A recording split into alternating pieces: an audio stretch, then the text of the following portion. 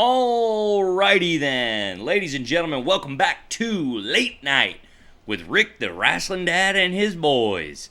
I think it's about time that we change the official start time of the podcast to 10:30 p.m., gentlemen. What do you say? Or just whenever it starts. And so that's why you gotta hit those notification bells next to the subscribe button. Wow, nice. Subscribe, like, Hashtag.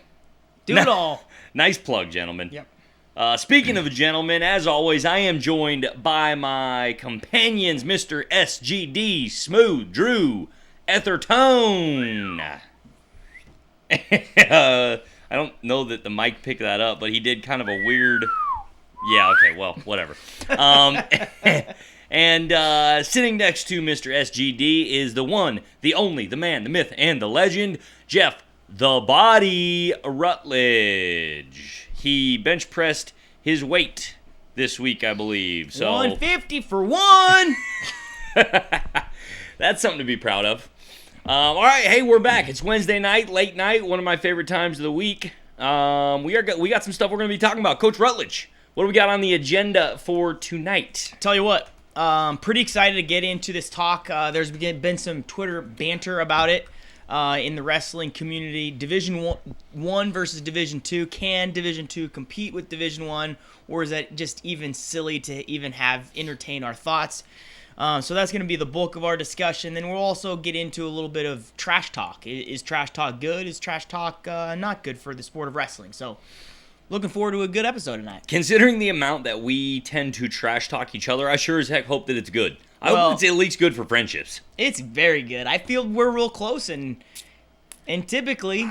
You're saying as in no? No, I'm saying as in I just shared this link to the wrong page. Oh, wow, yeah. Man. So that's what it was. Rookie mistake. Yes. I thought you were saying, we're not that close.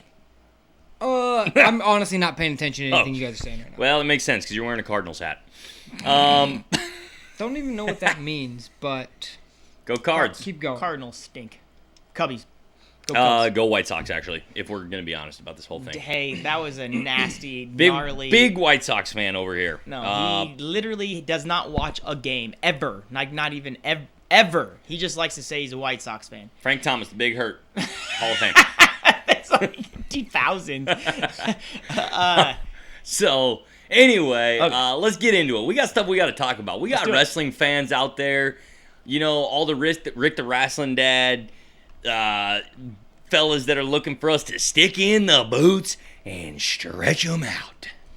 So, with that being said, Coach Rutledge, some people out there in this world, we're not going to name any names, maybe we should name names, are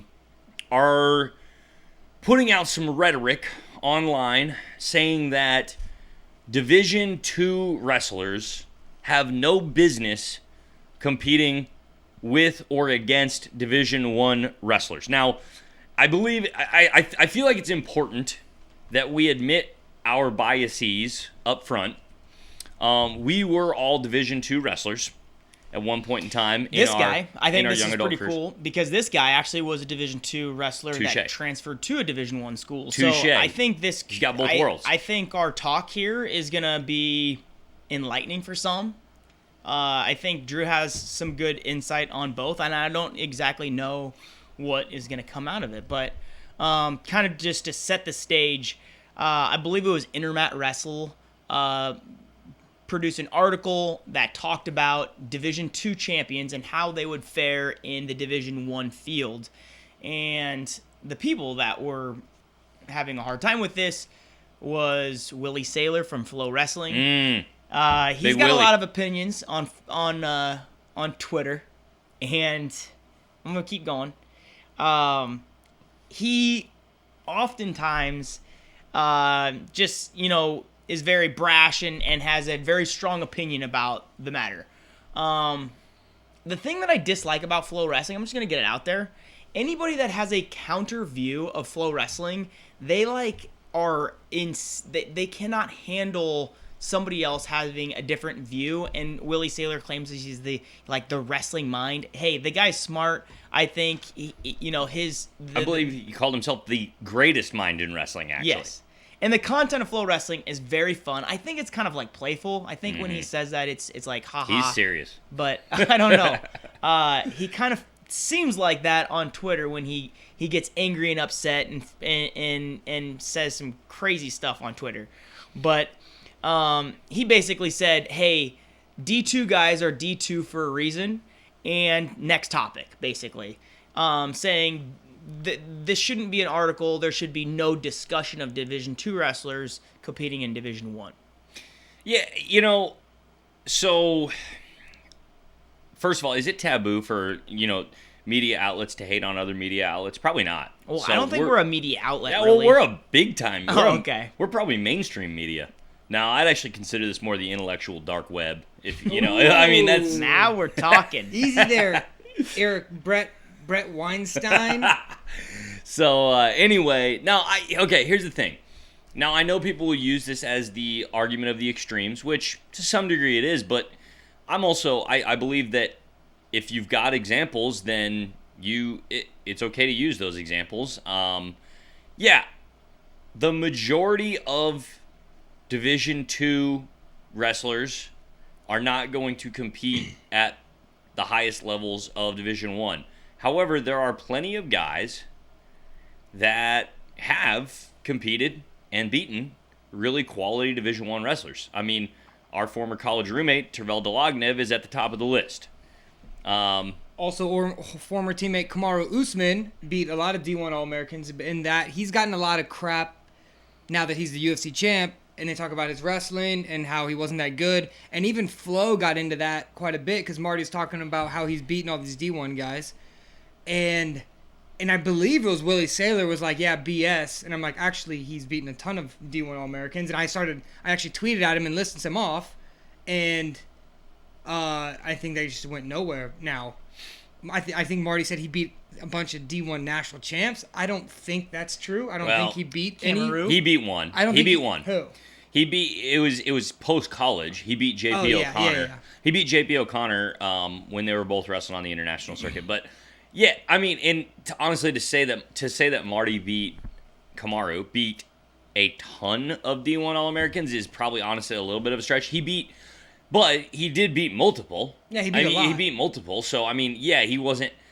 He didn't beat like 30, but he's beaten multiple. That's pretty impressive. And it's worth noting that Marty was a one-time D2 champ. I mean, he could have won. Potentially could have won 3. Yeah, he potentially could have won 2. He for sure could have won 2. Should have. In the sense that he beat the guy who lost to his junior year, he had beaten 3 times that year, not lost to him. Yeah. And then lost in the finals. Yeah. So, but he was obviously a very good Division II wrestler, but he could compete with the highest Division I quality opponents. Now, I didn't want to have to be the guy who had to bring it up, but somebody's got to bring it up, okay? Because our resident tough guy here in the building, The Body, has a few D1 All-American victories to his name back in his college days. A all few. right? Not a lot. I mean, he could not. I also got my butt whooped by a lot of D1 All-Americans. How many D1 All-Americans do you think you wrestled in total? I think that's a good conversation to have is what is Division II versus Division I? I think we need to kind of talk about that a little bit. That we competed against a lot of Division I competition. As far as getting to see D1 guys, I think if we would go through it, we saw... we went to the Kaufman brand where we saw, the University of Iowa, Minnesota. I wrestled, who's the Minnesota guy that I super ducked and then just Manuel Rivera. He got him mad and he just put a whooping on me.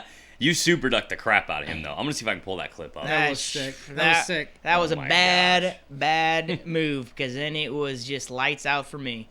But so we saw a lot of top teams there at the Kaufman Brand Open.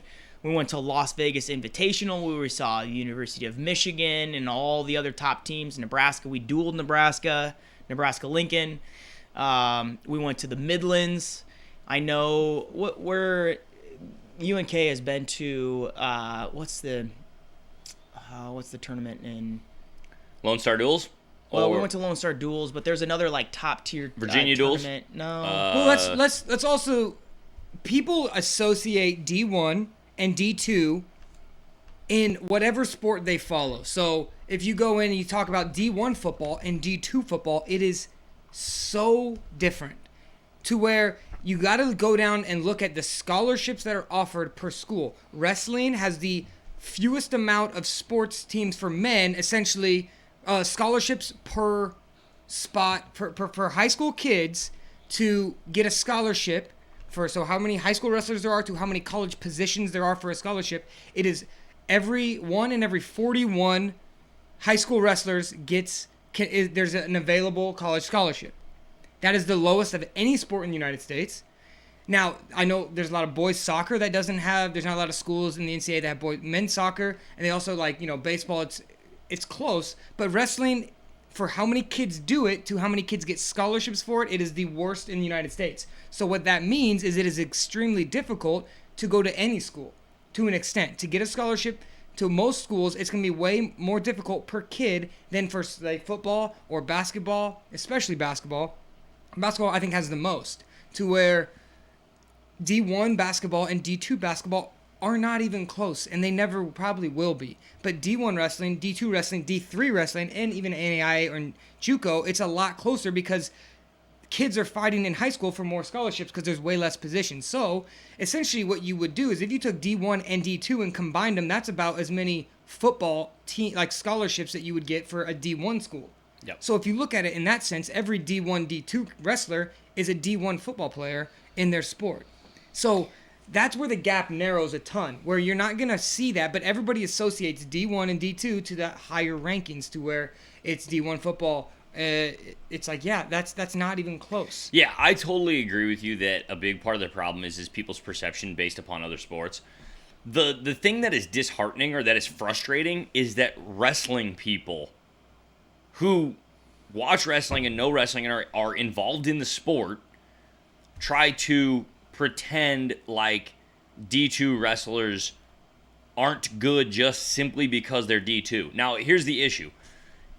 A wrestler doesn't deserve respect just because he wrestles Division I. It's like, guys, we can go through the results and very easily look up multiple occasions throughout the course of wrestling NCAA history where Division II wrestlers have beaten Division I wrestlers, okay? Now, I'll be the first person to admit, yeah, I got my butt kicked by some D1 All-Americans. I was a D2 All-American. I wrestled Matt Pelt from Missouri. I wrestled Steve Dwyer from Nebraska, multiple-time Division I All-Americans. Those guys kicked my butt. Yeah, I wasn't in the same league as them. You also beat Beksad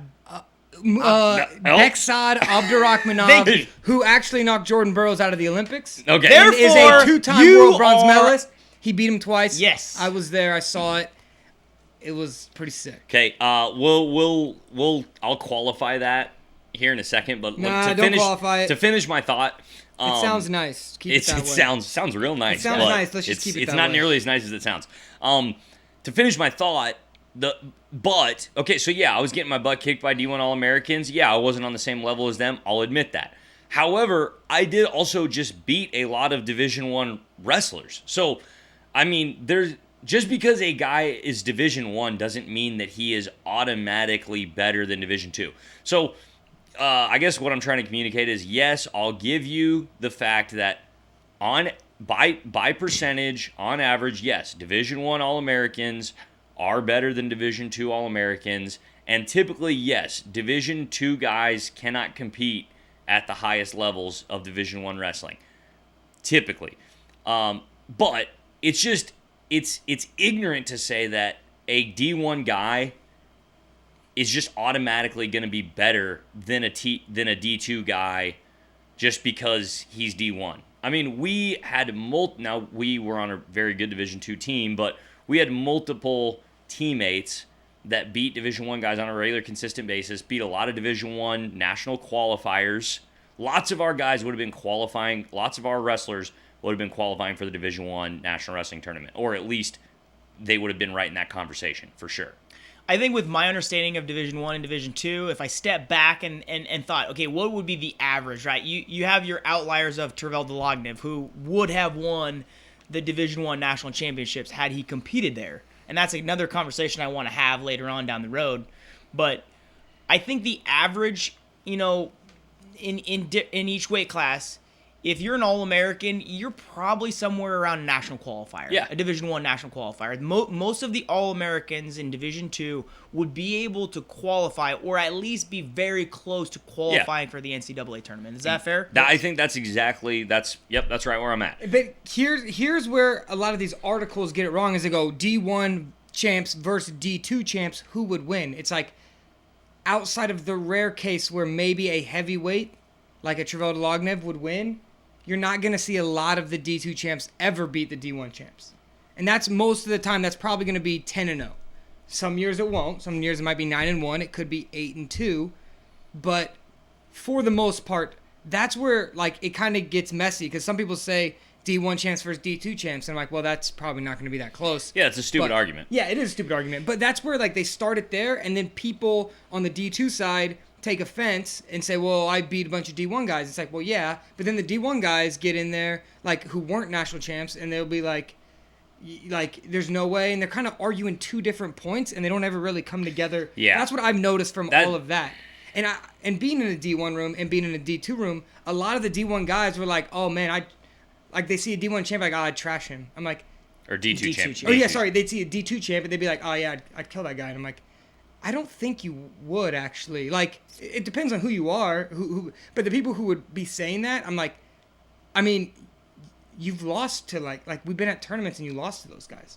Like you've lost to some of them. Now, I'm not saying that they couldn't compete at and be All-Americans or whatever it is. Maybe they could, but I do think a lot of D1 guys will just look at a D2 All-American, maybe even a D2 national champion, just be like, oh yeah, I'd win that. And I'm like, well, I mean, those guys are like they'd be D1 national qualifiers probably. Yeah. Like what Jeff was saying. And so, or they'd be very close to where I don't think D2 gets the respect from D1 guys a lot of the time that they probably should. And then...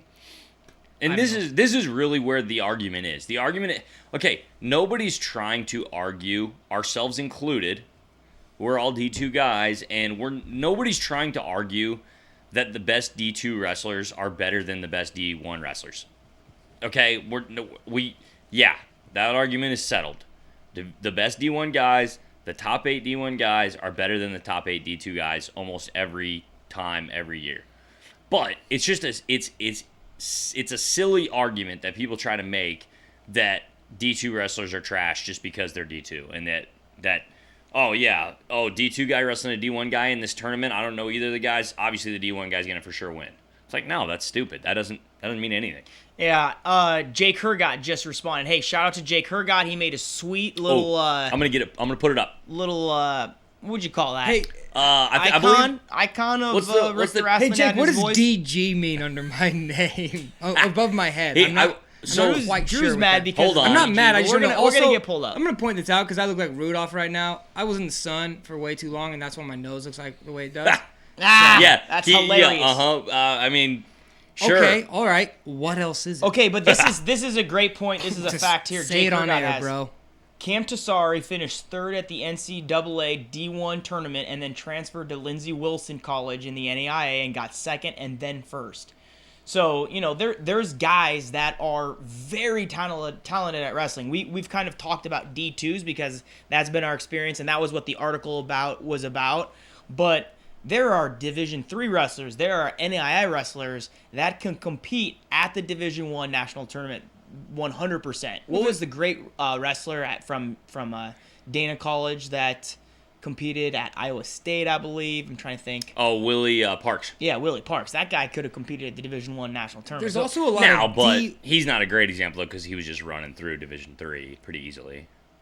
I mean, what are you saying? I'm saying he would be able to compete in Division I level. Oh yeah, absolutely. But the only reason why I think he's not a great example is because he was competing at the Division I level. Well, I think he had I can't remember exactly, but I think he had a pretty successful redshirt year at like Iowa State or something like that. And then something happened and he like dropped out of school and then he ended up at Dana. And my only point is, what's his social security number? He probably was a decent like he was kind of already proving himself to be a good Division I wrestler. Well, that's my point. That's my point. The point of the conversation is, can these lower divisions compete at Division I? And what Willie Saylor is saying is, no, they're Division III or they're Division II for a reason.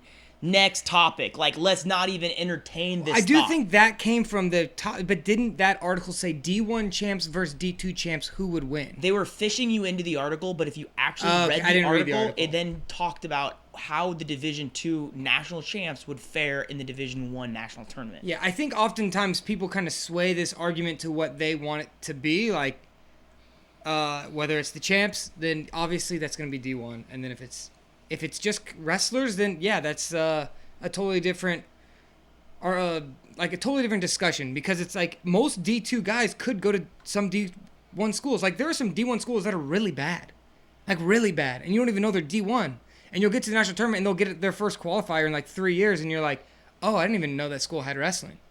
Whereas a lot of those, probably half those D2 schools would roll them. Yeah, but they're a D1 guy, so it's like, what? It's crazy. I mean, it's like a title. It's like, oh, you wrestled D1. I'm like, that doesn't necessarily. It probably, like, if someone says they wrestled D1, I'm like, oh, that's cool. You're probably a tough guy. I don't know how good a wrestler you are, but you're probably a tough guy. If someone says they wrestled D2, I think the exact same thing. Yeah, if you're a college wrestler, you're probably a decently tough person. I don't know how good you were. As a wrestler. That's again why I'm going back to, you have to look at the statistics. You have to look at the results. What do the results actually say? We can pull them up on Track Wrestling. Hey, Flo, guess what? You can pull them up on Flow Arena. I'm pretty sure some D2 guys beat D1 guys this last year. You got to look at the results. It's like, yeah, and am I, one of my friends that I coach wrestling with, he never made varsity Division I because he was behind a 3-time All-American at Nebraska, and, you know, he beat me in college, and he could have been a D2 All-American, and he never made the team at a Division I school, mainly because he was behind a 3-time Division I All-American. But, you know, he would have made the point is he would have made the roster. He would have made the varsity lineup at a lot of other Division I schools, obviously.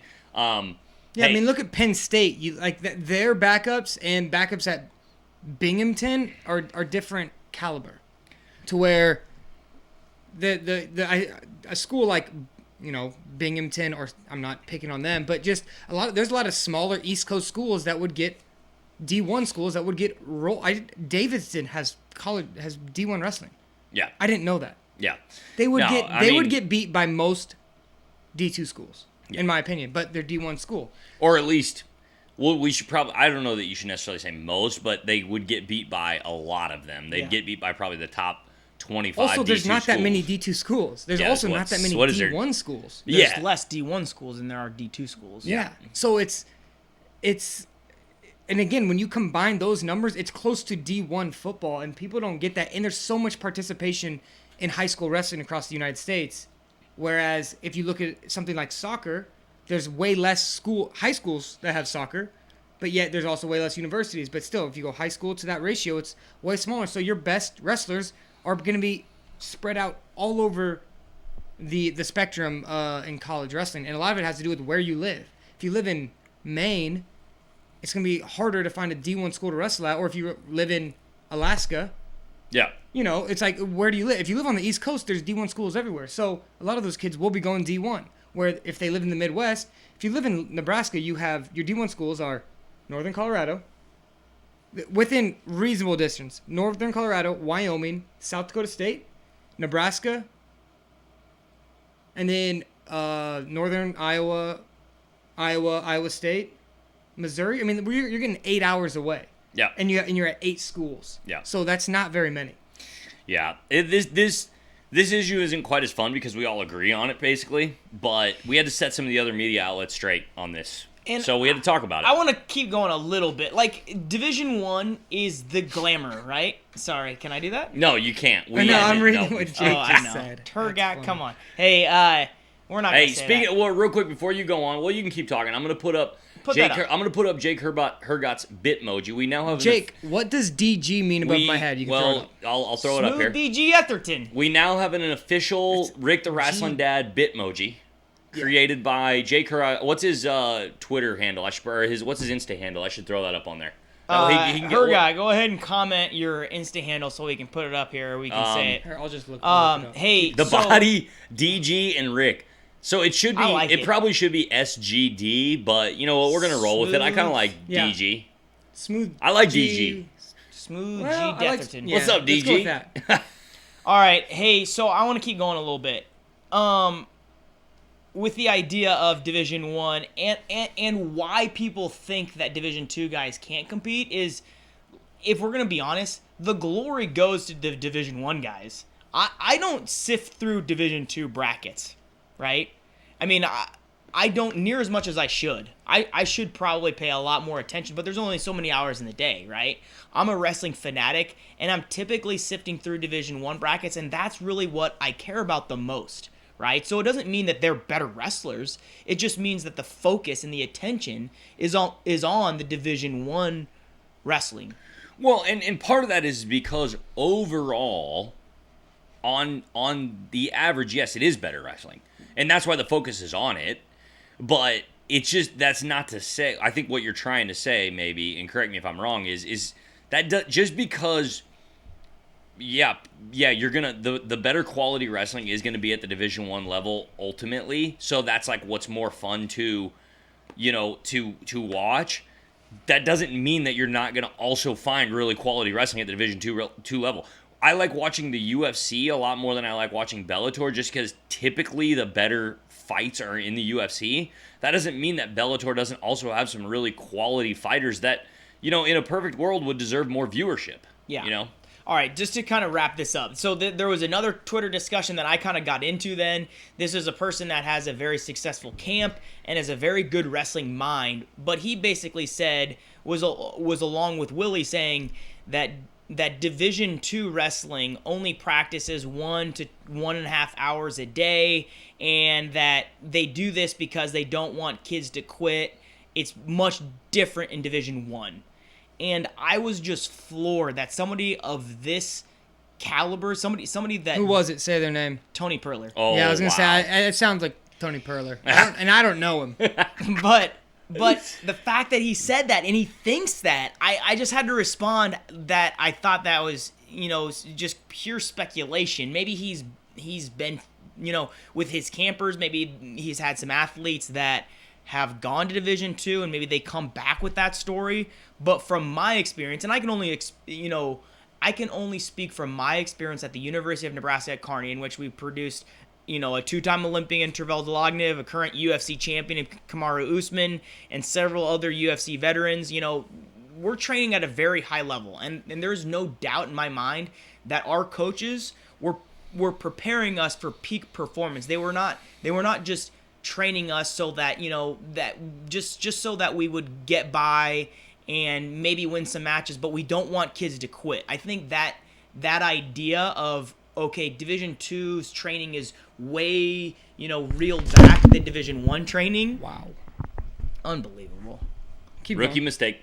Is way beneath Division 1. I believe that Division 2, Division 3, NAIA, JUCO, all of these divisions are trying to get their guys to train at a peak performance. I can't say every program is doing that, but I would say I'm speculating at the majority of the programs are trying to compete and win and have peak performance, not just to keep guys out on the team. Now, that might be the case in high school, but that is certainly not the case in college. It's not even that much.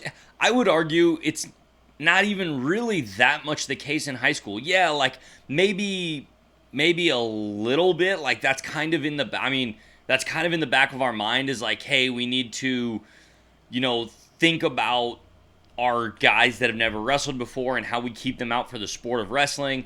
But we're also in the very same, we're also thinking about our elite level guys that are trying to, compete at the highest levels and win state and be state medalists, and we're training all those guys, and we're not.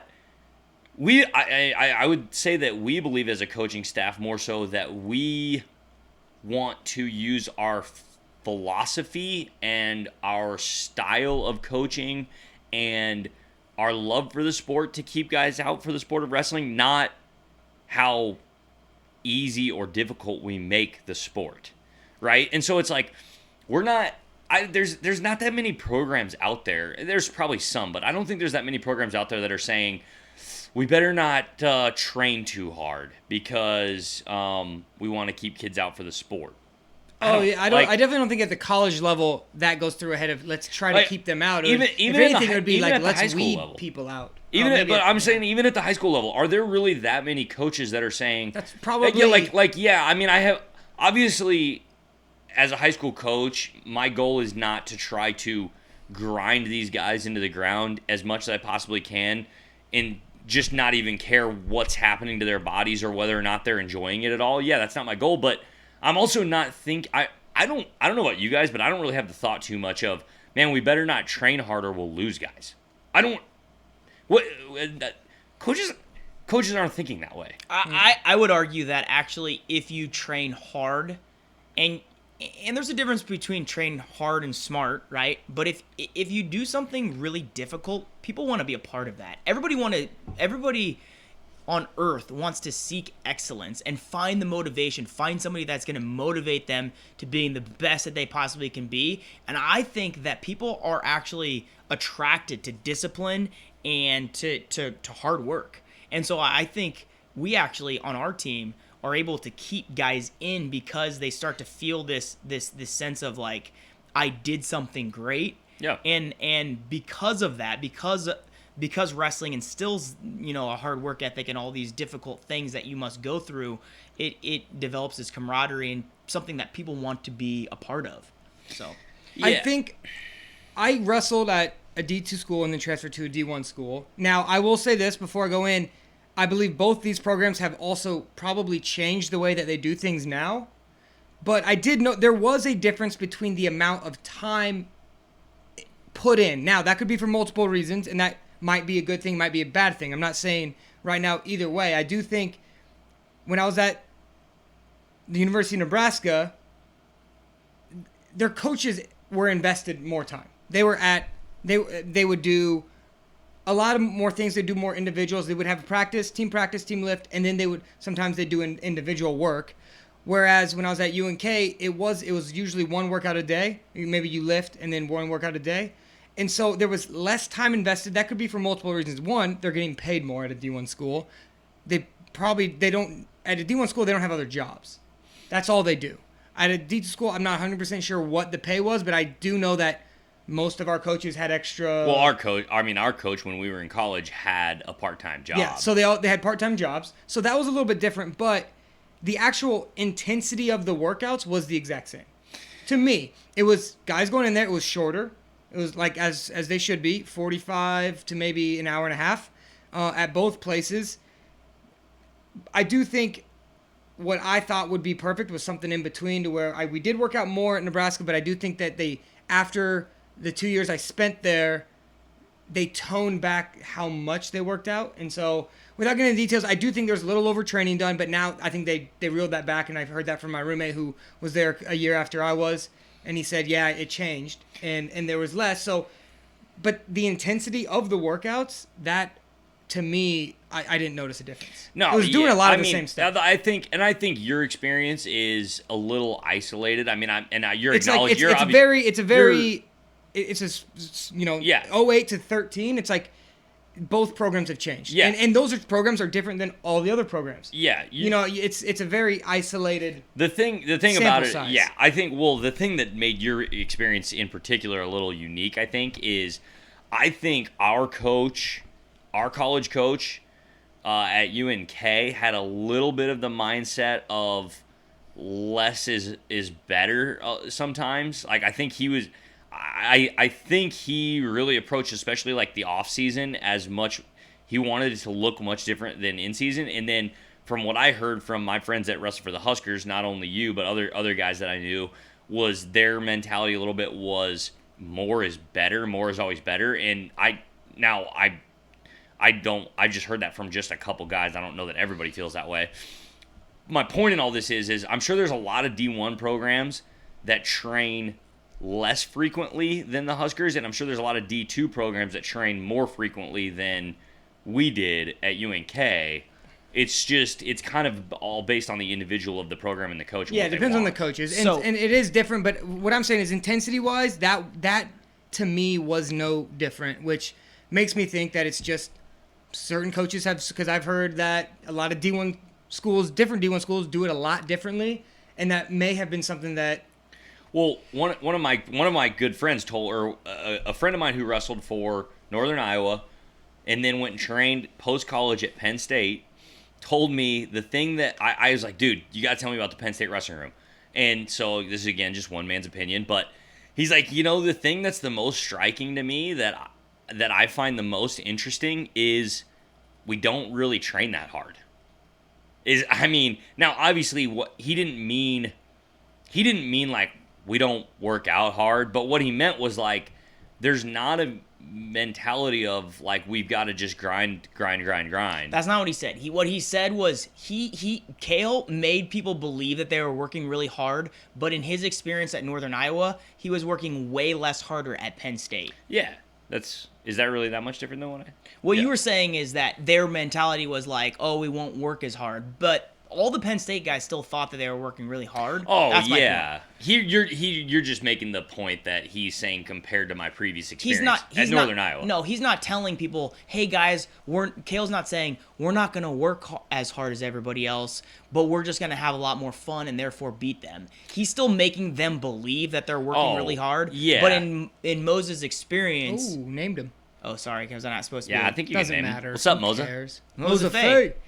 So this brings me to there is a huge difference between Division 1 and Division 2 because of this resources. So I just talked with our friend Tervel, who is a college coach and a Division 1 college coach, and he said that Ohio State, if you didn't know that. he said that the big huge difference is the finances, the differences in scholarship money. That Division 1 schools, the reason why they're practicing and they have rules like NCAA rules that say you can only have 8 hours per week with your wrestlers. So at UNK, essentially it was on your own.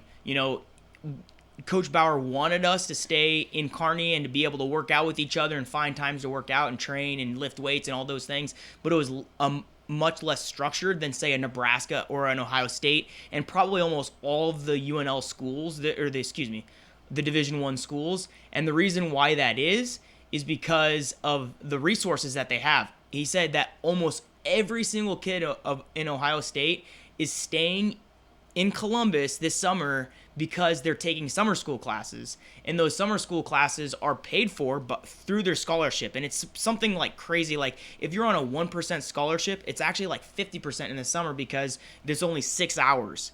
So it'd be stupid not to take that time and to stay and train, one, and also get your academics done and paid for. So because Division 1 has the resources, they're going to be able to stay and train in the summertime, whereas Coach Bauer, who's a part-time teacher, has to, do other things in the summertime, and there's no opportunity for Division 2 athletes to stay in the summertime and to get their school paid for. So it's really essentially because of the resources of Division 1 that allows them to train. Because that's what Perler's response was, kind of like, yeah, that was a bad tweet, but I will say that all of my D2 wrestlers and NAI wrestlers are coming back in the summertime, where the Division 1 wrestlers have structured workouts throughout the entire time.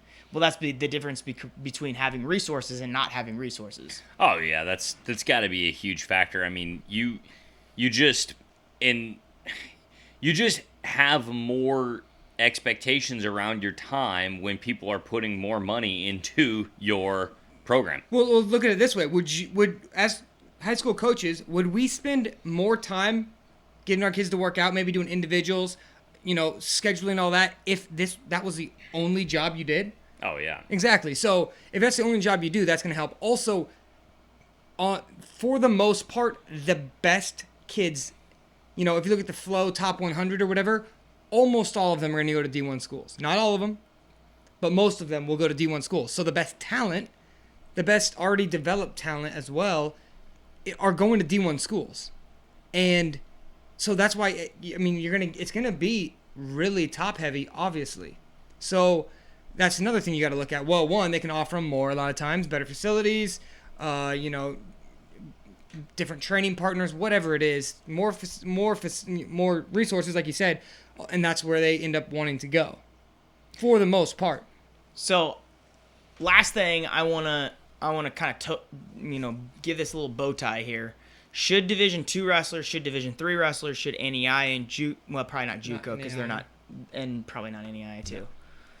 Because They're NEI not can't in NCAA, and they don't have the same rules. Yeah, so NEI is not included in that. But should they be able to compete at the Division I level? You mean post season? Yeah, like they used to. So in 1989 was the last season that Division II wrestlers were able to bump up. I believe the last system was if you win Division IIIs, you're able to wrestle at Division II Nationals. If you're able to win Division II Nationals, you're able to bump up to the Division I Nationals. Now, the last time... That's a rough couple weeks there.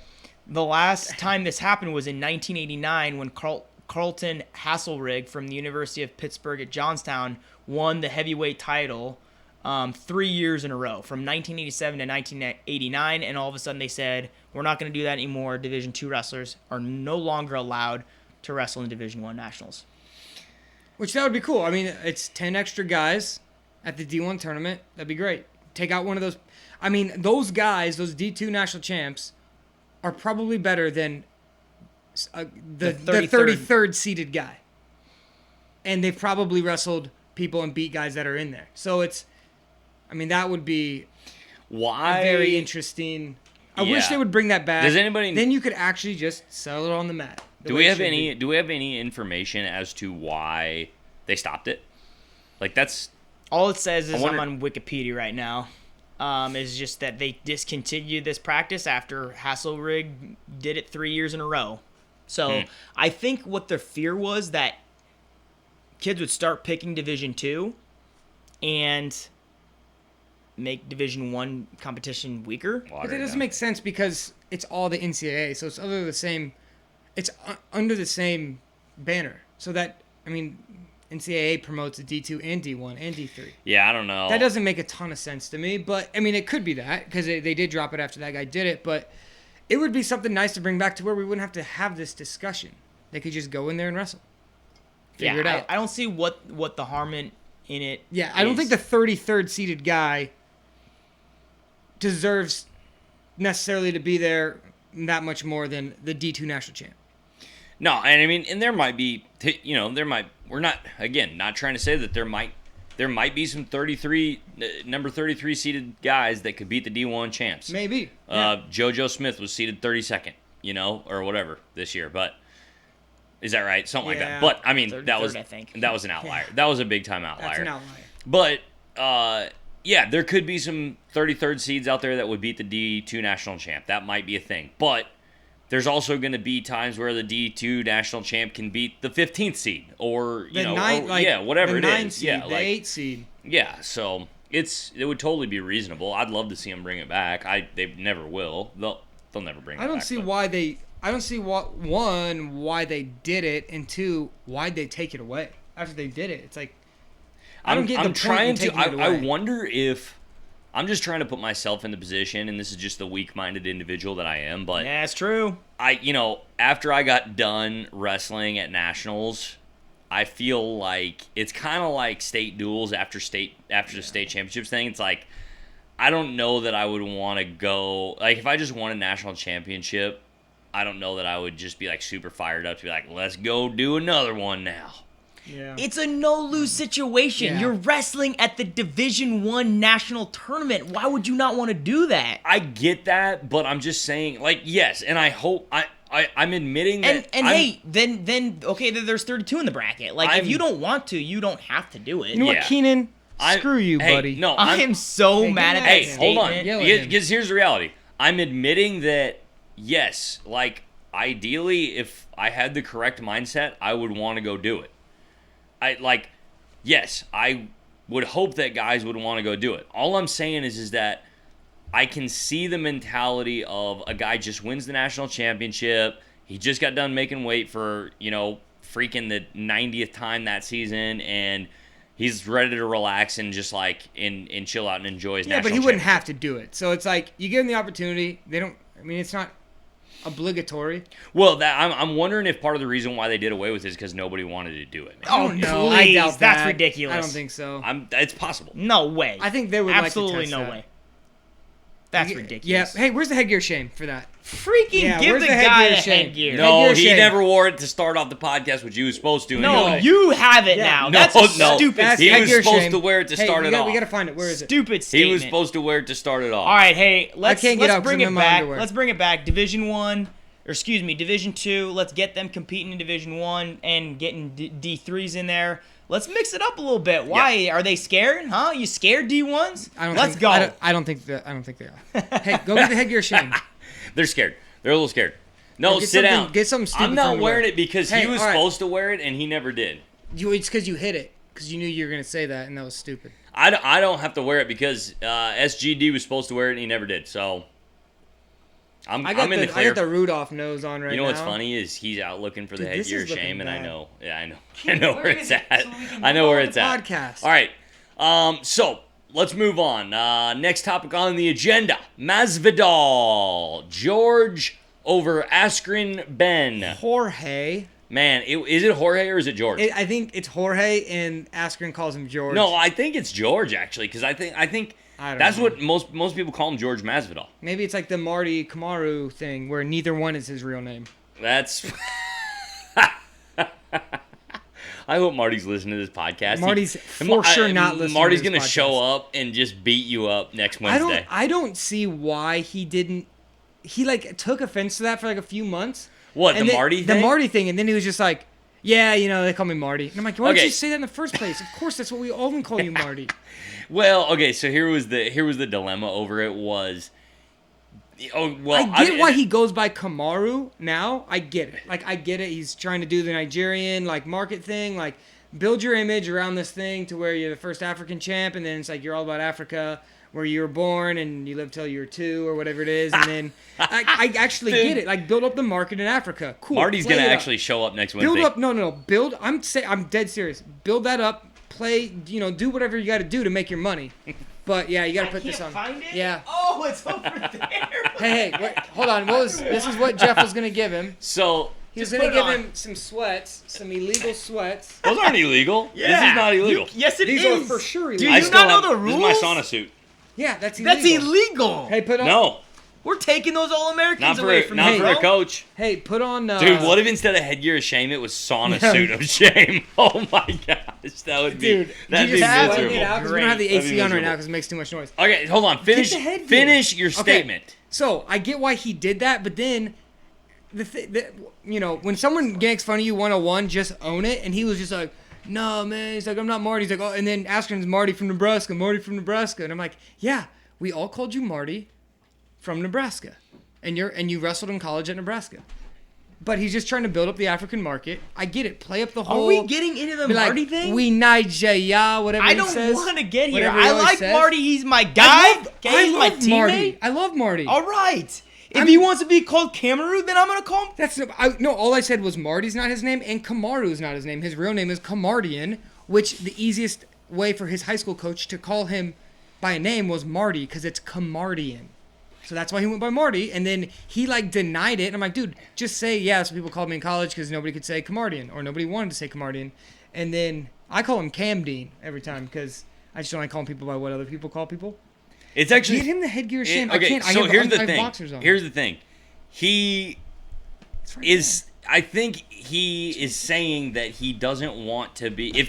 If you're getting the headgear of Hey, shame, he's wearing it. No, I'm wearing shorts underneath. Dude, Yeah, I'm I know. wearing Hey, boxers, otherwise I'd go. If I have you get the underwear headgear on. of shame, just to be clear, he's wearing it because That that's is- who was supposed to start off. That's who was I'm supposed to start off the embarrassed, Adam. Put it episode on. with it. Yeah, you put it on. No, you put it No, on. he was That was a stupid statement. I'm not wearing it because It's 2 he was verse supposed- 1. No, it's 2 He verse was supposed 1. to start it off. Put it Supposed to on. start It's off the 2 verse episode with 1. That's how the Hey. headgear shame works. Our listeners are ashamed of us right now. We need to keep talking. Put it on. Okay, I want to talk about this. Wow. I didn't think there's any way Ben Askren was going to lose that fight. And I know you guys think I'm dumb for that. I thought he was going to grab him and it was just going to be a wrestling match and he was going to dominate. But the way that it happened, I'm so angry. Here's what's so frustrating about it is that we don't know who would win if they got into another fight. I know, we have no that's idea. what stinks. We learned nothing, and that's what's so frustrating about it. It wasn't like it was 30 seconds in or a minute in where you kind of get to see a little bit of how this is going to go. It's almost as if he tore his ACL on his first step in. I mean, it's essentially that's how much we know. Because if they fought again, it would not go that way, and we still have this confusion around it. That's what upsets me.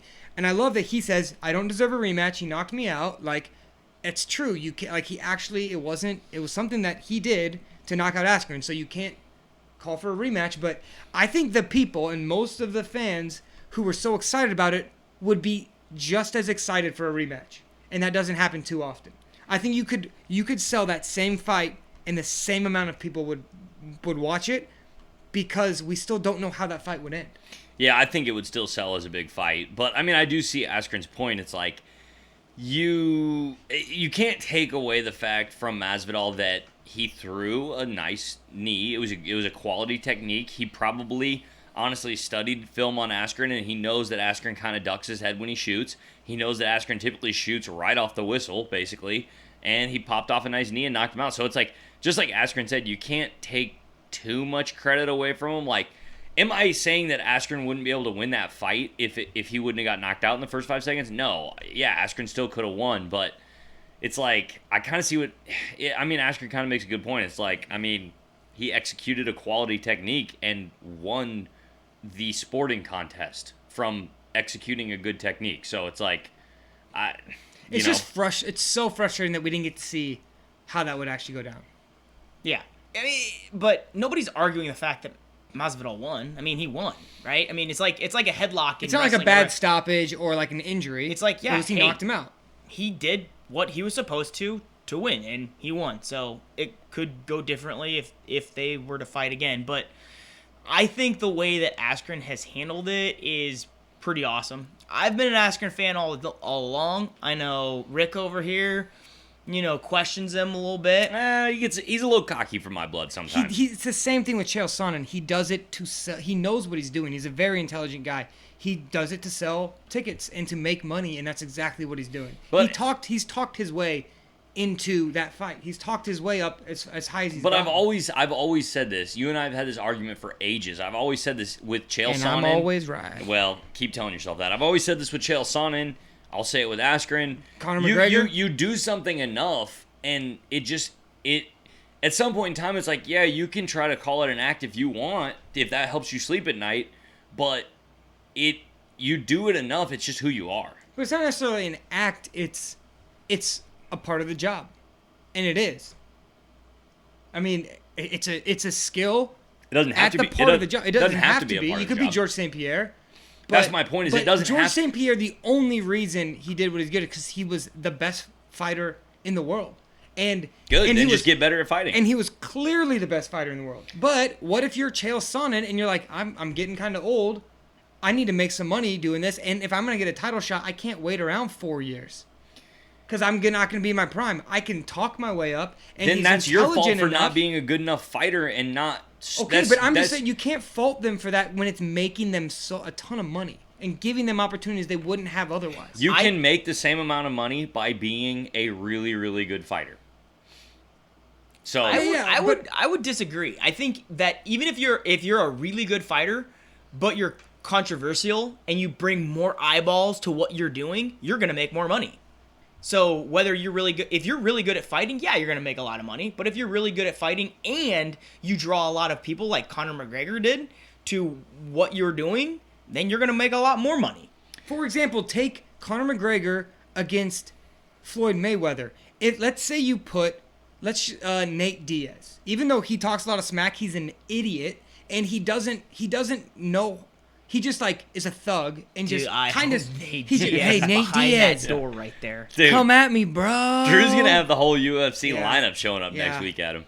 No, he would not sell nearly as many tickets or pay-per-views against in a boxing match against Floyd Mayweather than Conor McGregor did, because Conor McGregor knows how to sell fights and he knows how to get people interested. I was like, this is such a dumb fight. Floyd Mayweather is going to destroy him, and then.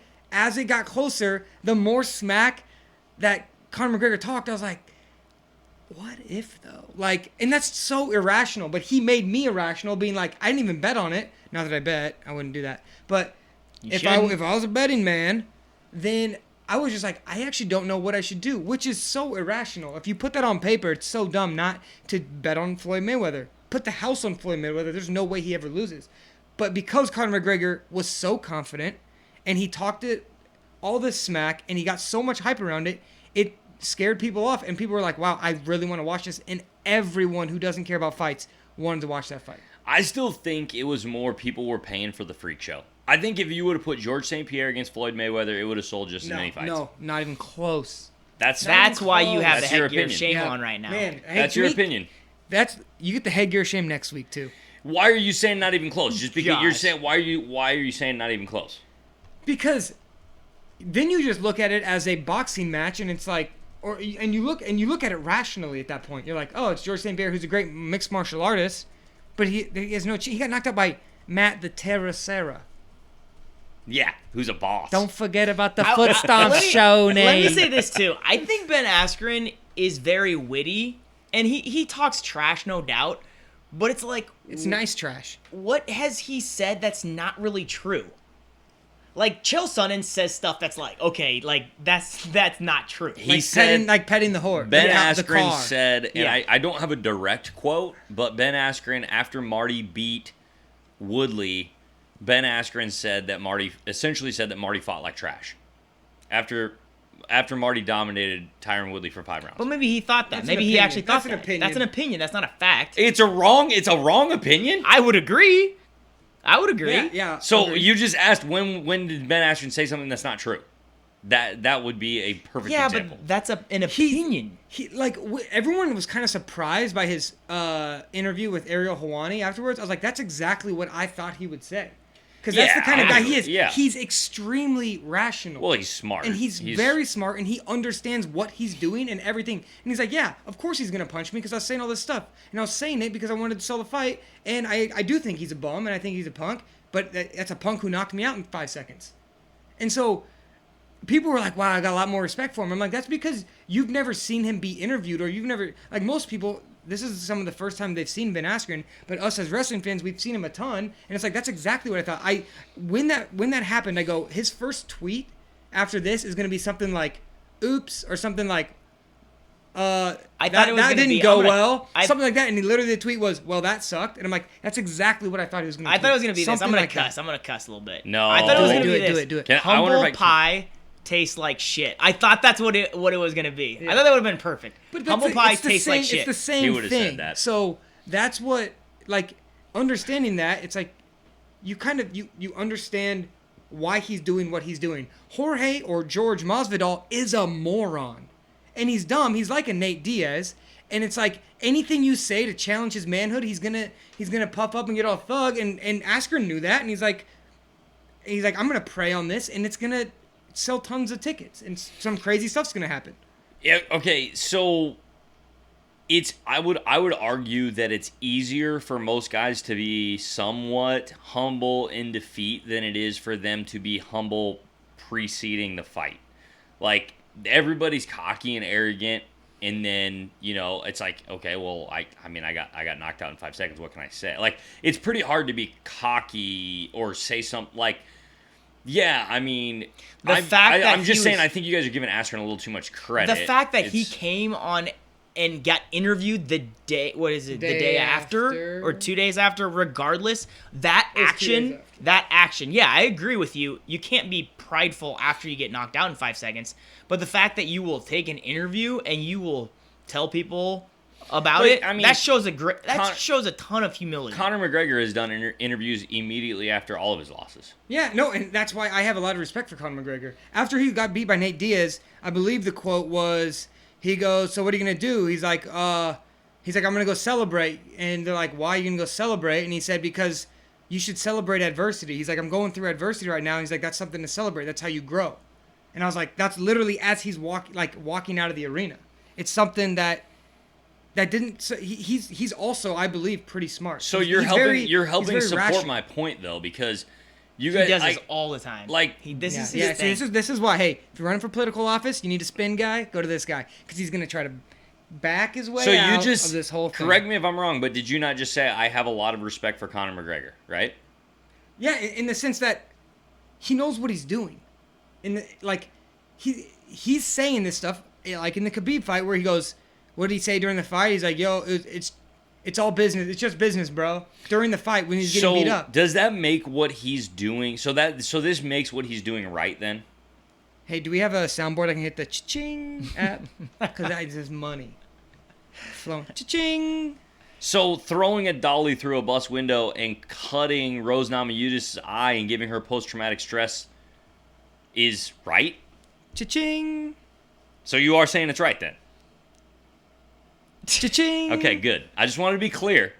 And so you're saying that you respect Conor McGregor. I think that probably went further than he wanted that to go, but it's hard to say. It also built up when they used that video in the promotion of the fight. So yeah. Cha-ching. Yes, he made he made millions of dollars off of that. I'm not trying to argue that. I'm trying to argue whether or not it was right or not. Well, his goal is to make money and to win fights. And one of those is helping him make money, and I believe in the past it has helped him win fights. I think Jose Aldo was psyched out going into that fight because he just had never had anybody do what Conor McGregor did to him, and I think he just kind of like lost. I'm not gonna say lost control of his body, but just wasn't thinking through. He was too probably emotional in there, and McGregor caught him and knocked him out in 12 seconds. And so, I think at some points it's helped him in both. You can make a guy like one of the Diaz brothers really, really mad. They're gonna do things like throw water bottles at you at a press conference by you just saying simple things to them, and then that's gonna sell more tickets. So not only are you selling the fight, you're getting your opponent to also sell the fight by getting them to do irrational things. You guys always get mad at me for trying to do intellectual maneuvering around the question. Answer the dadgum question. Do you think what he does is right? Do you think him throwing the dolly through the window was right? I push it and you make the noise. Ready? Cha-ching. So you think it's right then? Okay, good. I don't. I'm glad. Okay. I see what you're saying. What you're saying, what I believe, and I feel like you are changing your argument now, which is very common. Call it a flip-flop. But what you're saying is there's a line that can be crossed on that, right? That you're saying is selling the fight is good. Are you saying that? Are you at least acknowledging the fact that, hey, some people do a good job of selling the fight, and people will be more interested in it because of that? Yeah, like I think there's obviously I'm saying I think there's a certain amount of gamesmanship that is appropriate and some things that are appropriate. In your eyes, what gamesmanship would be appropriate and which gamesmanship would not? I mean, I don't know. Like, I don't know. I think it's like, I don't know that it's like a super hard line in the sand for every single guy. But the point that I'm trying to make right now is that at some point in time, like, if you're going to continue to hide behind the I'm a jerk or I'm cocky or I'm insert whatever undesirable adjective you want so that I sell fights or so that I make money, if you're going to kind of hide behind that, eventually that's just who you are. That's just the person you are. That's not true, because if you flip it on your head and you act like a really nice guy, but when you're off screen, you do terrible things, you're not a good guy. I would agree with that, but let's say Bill Cosby on screen and in the public eye, he's this great guy. He doesn't swear in his stand-up. He would tell comedians not to do like lewd things in their stand-up or be, explicitive in their stand-up. And then all this stuff comes out that he's this monster in private. So he didn't become his persona in the public eye. He was a different person behind that. I don't think that doesn't convince me that the inverse of that is also true. Like, I don't think that's a good example because, yeah, it's like you can act polished and then be a terrible guy behind the scenes, but at some point in time, it's just like, yeah, I mean, you're just trying to pretend, even though that doesn't make the inverse, like, because I act a certain way, like I'm a jerk. So what you're trying to say is Conor McGregor, Ben Askren, these guys, maybe they act like a jerk on the microphone, but behind the scenes they're really, really cool or whatever. I think they're very rational and I think they're intelligent. I do think Ben Askren does it in a way where it's like nice trash talk in a way. He's pleasant when he does it. He's not getting emotional. He's not throwing dollies through windows. He's not insulting a whole country of people like Chael Sonnen did, and then kind of like backhanded compliment them. And he's not necessarily doing that. He's doing it. I think he genuinely believes a lot of what he says, if not all of what he says, but he's exaggerating it to sell the fight, and he's very public about it. He doesn't censor himself too much. No, I mean, for the record, Ben Askren doesn't rub me the wrong way nearly as much as Chael or Conor McGregor or a lot of these guys, or even George Masvidal. I dislike him more than Ben Askren. But I just think that it's a little bothersome to me because it wasn't really who Askren was when he was wrestling. Like, that's not true. No, That's not true. It is true, because here's the deal. Yeah, he did and this is what I'm saying, some gamesmanship is appropriate. He did some things. Yeah, he did some things. Yeah, he talked a little trash. Yeah, he did a little bit. But he didn't it was natural. It was just who he was. Now it's like, it's this whole thing of, I've got to be the guy who is edgy now. I've got to be the guy who everybody knows is a loudmouth and who everybody knows is going to pop off on Twitter all the time. It's like, dude, when you were wrestling and you were doing it, it was just who you were. You were like having fun. You were just doing your thing. That's what he's doing now. But now it's like he's trying hard to do it now. But he's upsetting just as many people because nobody pays attention to wrestling. And when he's in college, you're not going to make money off wrestling. Twitter wasn't a thing. I mean, he didn't have the platform that he has at UFC. I believe that he's genuinely being the person that he is. Yeah, he's admitted, I'm selling the fight. That's smart. That's what I do. But I think from this conversation, from what I heard at the beginning, is that you are anti-selling the fight. And I mean, I believe, to the extent that it makes you be like a fake person. And I think he would be the opposite. I think Ben Askren is the opposite of a fake person. He is a genuine person who like Drew said, I think he believes almost everything that he says, and he embellishes things. But I think he's being more genuine, and I think I don't think your take on him in wrestling and how edgy he was in wrestling, and especially at that time, and maybe this is a good transition to start talking about, is this good for the sport of wrestling? Should we have more wrestlers? Because right now, it's acceptable for UFC fighters and for mixed martial artists to be edgy and to have some engage in some trash talk. But right now, in the wrestling world, it's still kind of looked upon as, you need to have the old-fashioned, respect for your opponent, and don't you dare say a bad thing about your opponent. What your thoughts are on bringing some of this trash talk into the sport of wrestling? I think there's way less to gain by it, unless you're doing it for mental warfare or Instagram followers or Twitter followers. You're not going to gain very much. Whereas in the UFC, you will gain a lot of money in professional fights. So if it's after college, then yeah. If it's Ben Askren versus Jordan Burroughs, that should never have happened. But again, it was kind of sold to some people who knows? Of course not. And I think Ben Askren knew going in he was going to get teched. I guarantee he knew he was going to get teched. Maybe not as fast as he did, but that sold a match. Like, so many other guys could have wrestled Jordan Burroughs in a much better match, but Ben Askren got it because he ran his mouth. And what'd he get, like 10 grand? To go get tech? I'll get teched right now for 10 grand. I used to do it for free. Well, I think I don't really think Ben Askren had to work very hard to sell that match at all. I mean, Ben Askren is a way bigger celebrity at this point. Well, I guess, actually, I don't know. I was about to say Ben Askren's a bigger celebrity than Jordan Burroughs. Maybe not. Yeah, is he? For sure. Yeah. Ben Askren's a bigger celebrity than Jordan Burroughs at this point in time. It's like, but that's a free $10,000 that he wasn't going to have before. Yeah, but the reason he got that is because he's a famous fighter.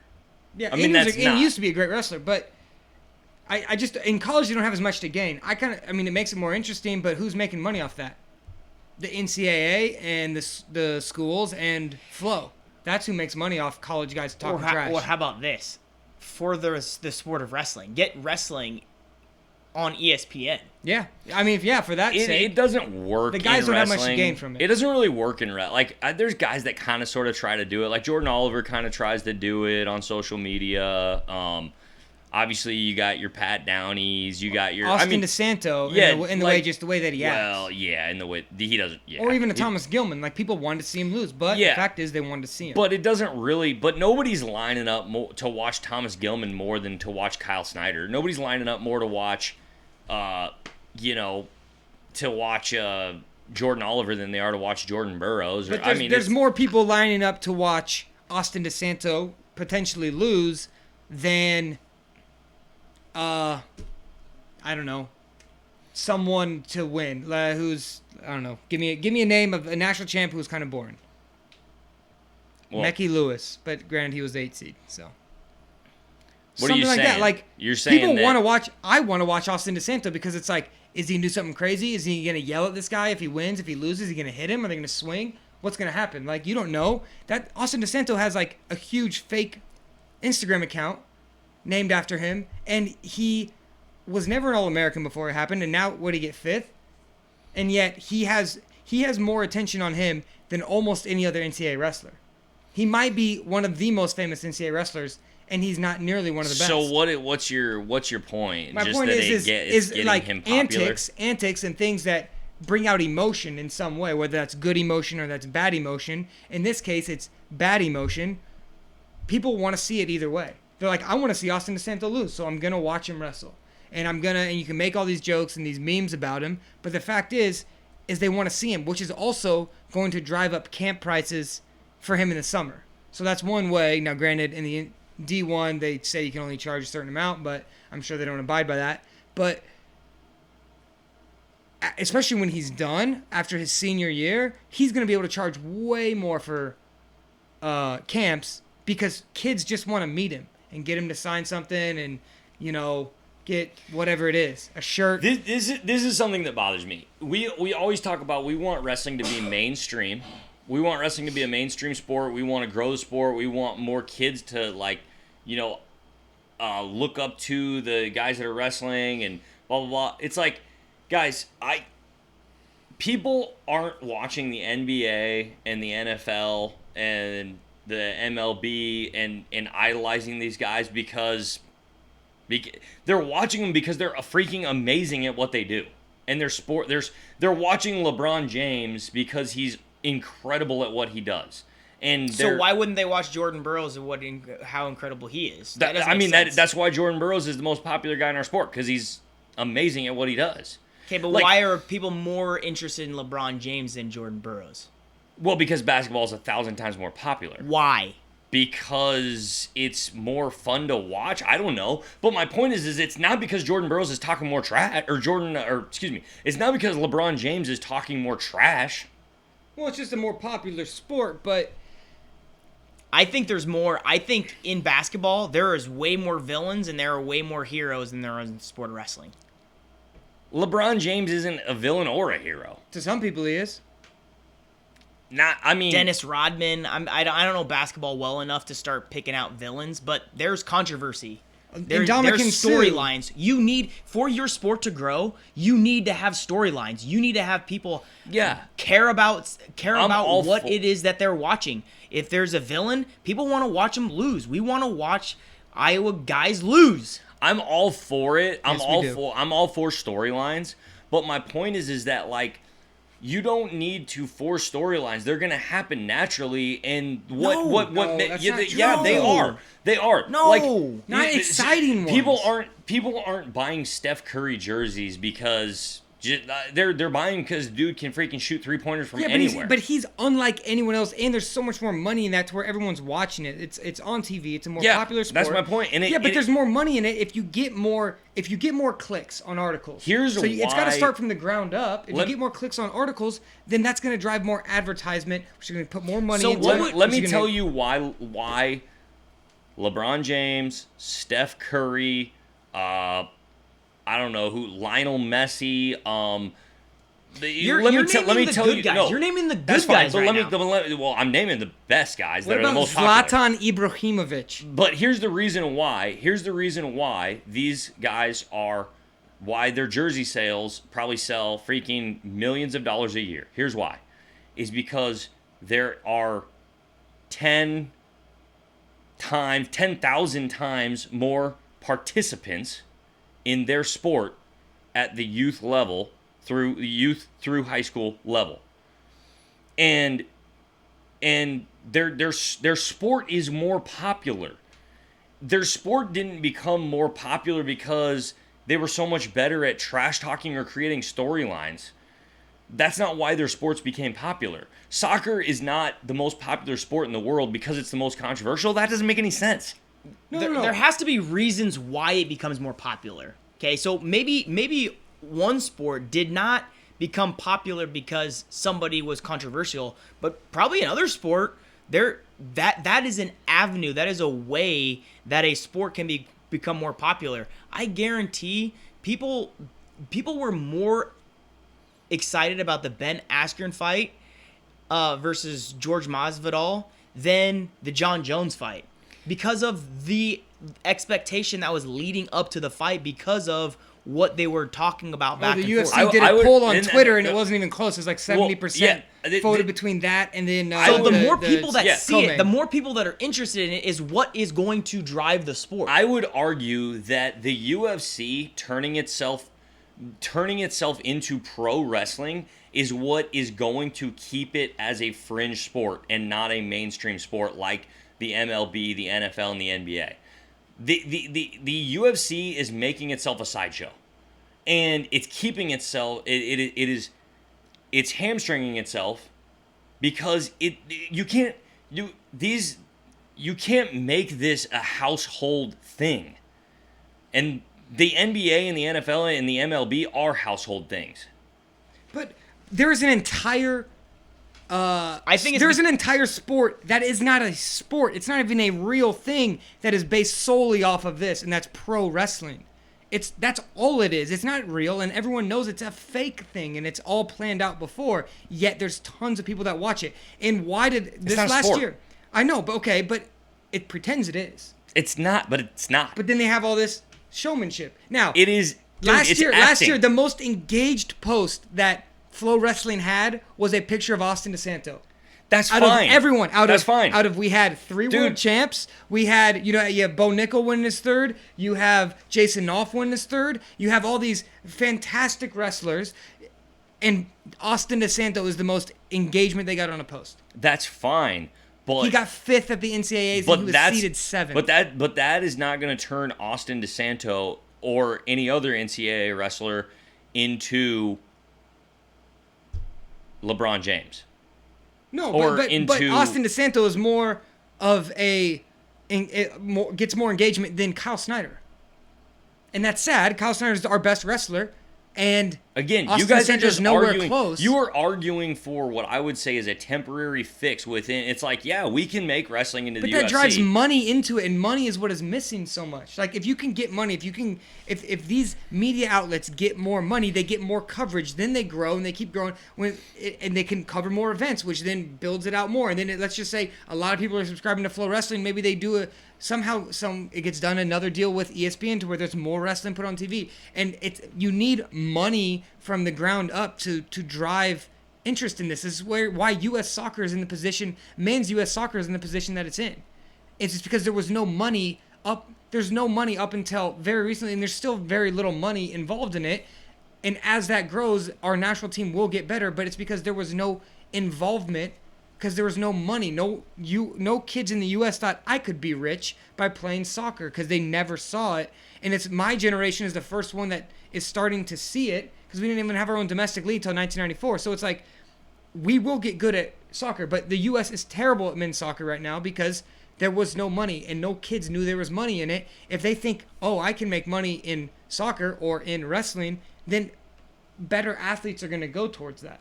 That's like if you tell kids that you can get rich from doing something and they enjoy the sport, they're going to do it a lot more and they're going to dedicate a lot more to it. I don't understand how you think that by generating more interest, it is going to handcuff the sport of wrestling and not allow us to grow. Well, I don't think the UFC is ever going to become mainstream. And that very well might be the case, but what facts do you have the fact that because there are people that are talking trash is the reason why it's not ever going to become mainstream. Well, what facts do you, I mean, I can just throw that right back at you. What facts do you have that is going to make it mainstream? Well, I mean, I think people that think that in NBA, the 90s were the best time for the NBA ever, and that was because you had Jordan against Rodman when Rodman was at the Pistons, and they hated each other, and they fought on the court, and there was fights everywhere. And they say that's what's missing in basketball now is they hated each other back in the 90s. Like, legitimately, they would fight, and they hated each other. And it was like the most...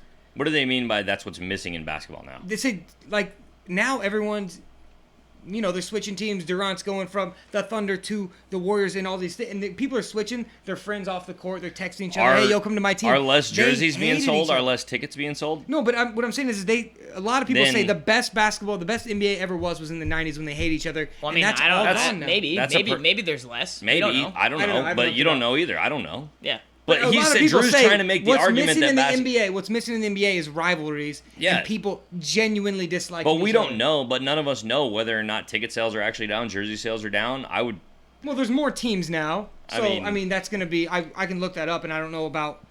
I think you have to do I could do a lot of research and figure out those numbers, but from what a lot of people say is NBA was at its most entertaining, and it's in the biggest it's been in the 90s. For the record, I'm not an advocate of trash talking for my athletes. You are. I do think that it creates interest, it generates interest, and then let our guys do it. Brings more. But I don't. I Preach feel like it, brother McCurdy. I feel like part of the sport of wrestling is what it teaches you, and that's my philosophy in sport of wrestling as a coach is that it forms you into a better man, and I don't believe that's true. But I'm on the fence is what I'm saying is that there's also a difference between high school and international wrestling when you can make money. That's why I said at the start, I don't know if it's that important for NCAA wrestling because you can't I mean, like, how's it gonna, like, the athletes don't benefit from it. But it drives interest. It drives interest until after college when an Austin DeSanto is going to do camps for 3 years based off his name because half people hate him, half people maybe love him, and so then he can get paid on that. But in other sports, like in the UFC, athletes get paid right away off of that, directly. Yeah, I mean, but I still don't think that convinces me that that's going to make the UFC more mainstream like the NBA or the NFL. I mean, but here's the deal. We're overtime, so you guys are just going to have to tap speculation. You're going to have to tap out to me. That's pure speculation. Thank you, I win. Is what you're saying. And I also noticed Jeff and I agree on most things. We both are. I mean, we all are doing that. But it's just very difficult for me to understand, okay, Austin DeSanto, click, click, click, click, click, click, click, click. You know, we love this. We love this. We love this. We're consuming it. But that's not going to help us grow our sport. That just doesn't make sense to me. That it doesn't make sense to you that me saying that Austin DeSanto getting tons of clicks is not going to help us grow our sport? Right. Well, I'm making the argument that I don't necessarily... You guys are trying to say that growing the sport... Okay, so you guys are trying to make the assertion that grows the sport. That more clicks... Generating interest grows the sport. Income grows the sport. I'm trying to make the argument that I don't think that you can say that is a direct correlation to wrestling becoming more desirable for all people. And that's what I would say means making something mainstream. But it's not desirable for all people right now anyways. Like, it's right. not that desirable. I don't know that and I would make the argument that I don't think it ever will be because of the nature of the sport. And that's a whole nother, like... Well, you can't make money off of it. Argument. So that's a whole other thing. But, so we're kind of arguing a moot point a little bit. But the thing that I'm trying to say is that, it's like, okay, so... Would we rather sell our soul and just say, hey, let's do whatever we can to get more interest generated? Shoot, let's just go have a guy out there. Let's have two guys out there wrestling with knives. Like, that'll sell. We'll get way more interest in the sport. I will say this, the Coliseum is still standing. I've been there. Yeah. So, but my point is like, okay, but where do you draw the line in the interest of, like... All right, actually, imagine this. Where do you... Hold on. I'm going to actually support your point here. Jeez. The fighters have been dead for hundreds of years. People are still paying for tickets. What?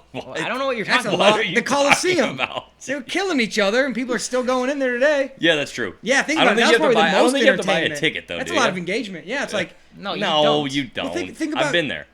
You have to buy a ticket to get in there. You just walk in. Yeah. no, the Coliseum Yeah. in Rome. Yeah.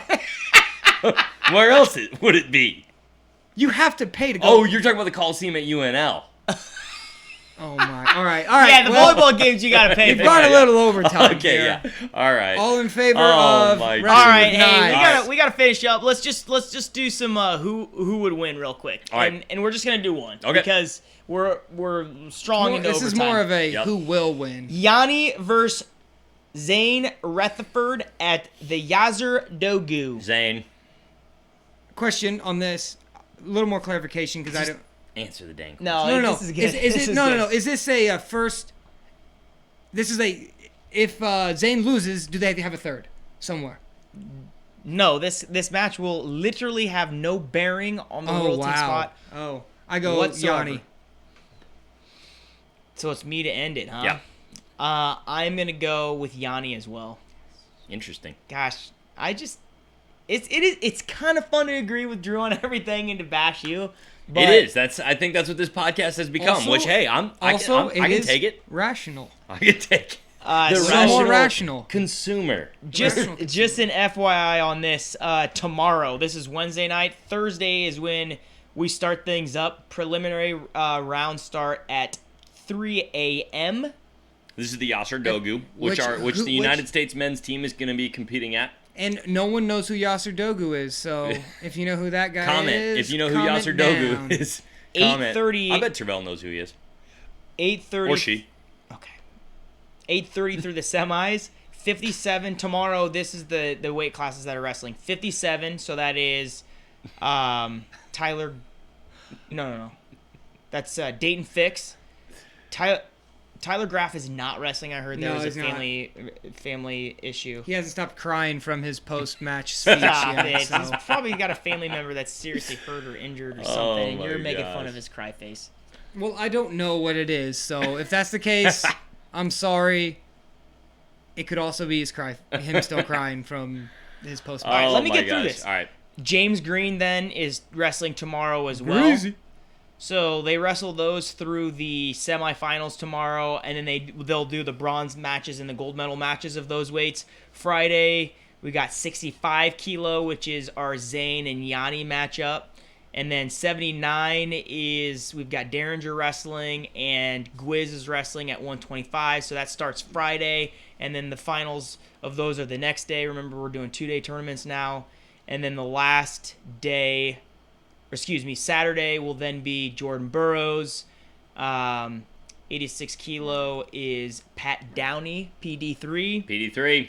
And then we've got Jaden Cox and Kyle Snyder wrestling on that day. And then the finals is They could the all look following this day. up. I don't know why you're going through it. If that might be helpful. Go to Flow Wrestling and look up the schedule. That would have been a little quicker. Well, and with that, we shall outro. See you guys.